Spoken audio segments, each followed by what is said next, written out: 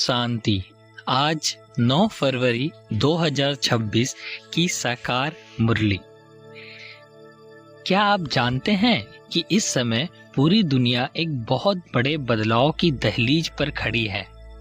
एक तरफ विनाश की तैयारियां दिख रही है तो दूसरी तरफ एक बेहद खूबसूरत नई दुनिया का निर्माण हो रहा है।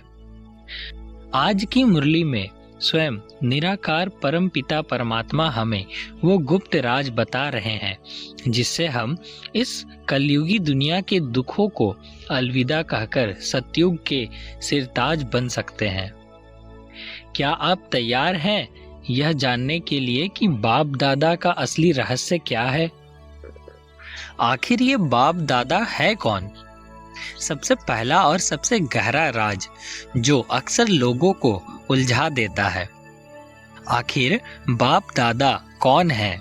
बाबा कहते हैं कि मैं निराकार शिव और ब्रह्मा की आत्मा दोनों इस समय एक ही शरीर में साथ हैं।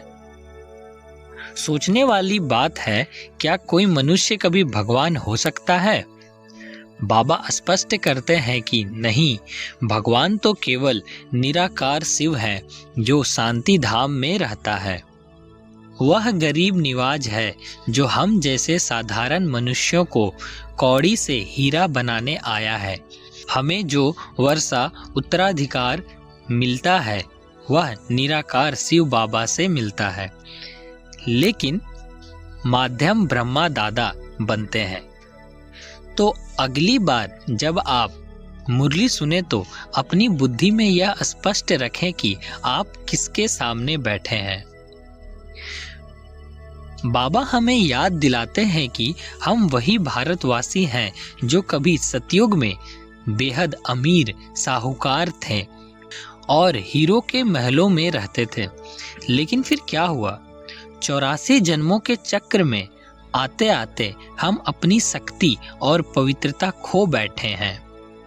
बाबा बड़े प्यार से कहते हैं, बच्चे तुम अब पतित बन गए हो, इसीलिए दुखी हो। एक दिलचस्प मोड़। क्या आपको पता है कि 5000 साल पुरानी वही महाभारत की लड़ाई फिर से हमारे सामने खड़ी है? यह लड़ाई डराने के लिए नहीं, बल्कि पुरानी दुनिया का विनाश कर नई दुनिया के द्वारा खोलने के लिए है।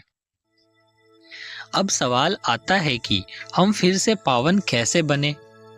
बाबा ने आज एक अद्भुत बात कही है, ज्ञान की चिता।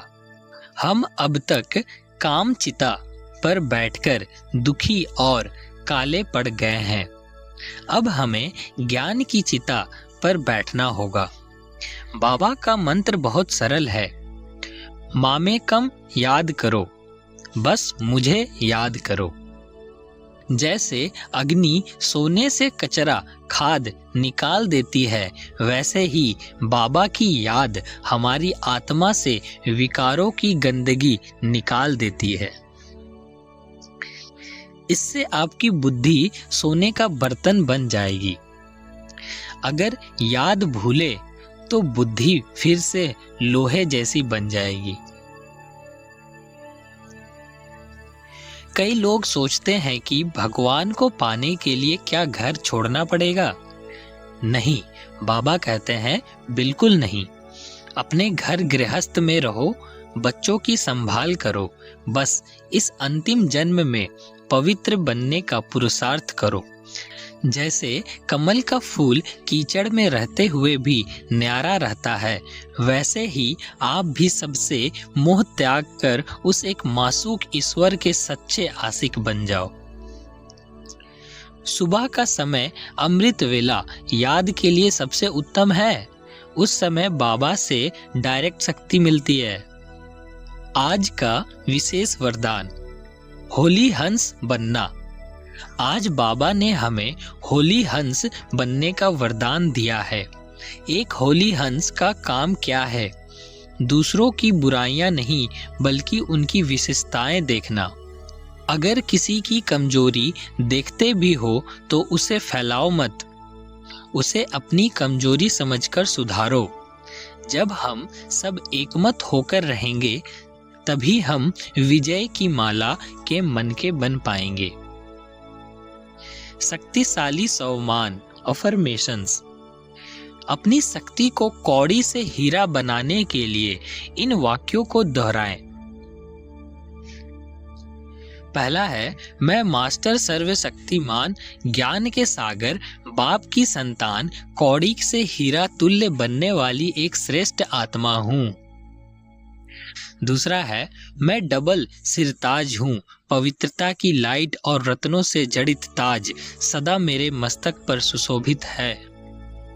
तीसरा है, मैं एक होली हंस हूँ जो केवल सर्व की विशेषताओं को देखता और ग्रहण करता है। चौथा है, मेरी बुद्धि एक सोने का बर्तन है जिसमें स्वयं ईश्वर का ज्ञान और उनकी याद समाई हुई है। पांचवा है, मैं सौदर्शन चक्रधारी आत्मा हूँ जो 21 जन्मों के लिए विश्व का चक्रवर्ती राजा बनने का अधिकारी हूँ। इसे अभ्यास कैसे करें? इन्हें सुबह अमृत वेले और रात को सोने से पहले गहराई से महसूस करें। इससे आपकी बुद्धि का लोहा निकलकर सोना बनता जाएगा। अंत में, अगर आज की मुरली के इन महावाक्यों ने आपके दिल को छुआ है और आपको नई दिशा दी है तो कमेंट बॉक्स में ओम शांति जरूर लिखें। इस रूहानी संदेश को अपने उन अपनों के साथ शेयर करें जिन्हें आज शांति की तलाश है। कल फिर मिलेंगे एक नई सुबह और एक नई मुरली के साथ। तब तक बाबा की याद में रहें। ओम शांति। मेरे बाबा मीठे बाबा। ऐसे ही बाबा की मुरली का सार सुनने के लिए इस चैनल को लाइक करें, सब्सक्राइब करें और अपनों के साथ शेयर करना ना भूलें।